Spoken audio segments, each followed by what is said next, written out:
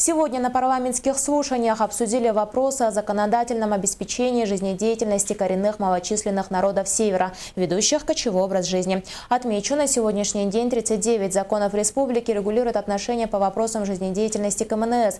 Вместе с тем, действующие нормативно-правовые акты требуют совершенства. Как показывает статистика, развитие традиционных отраслей хозяйствования, степень занятости, уровень, качество и условия жизни малочисленных народов остаются не на должном уровне. За последние 6 лет количество оленеводов уменьшилось на 248 человек, уровень безработицы в 70 населенных пунктах выше, чем в среднем по республике. Помимо этого, вопросы охоты и рыболовства также требуют доработки законодательных актов.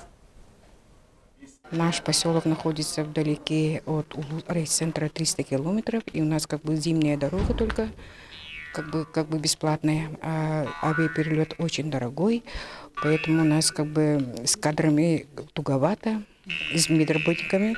У нас нет лаборатории, нет стоматолога,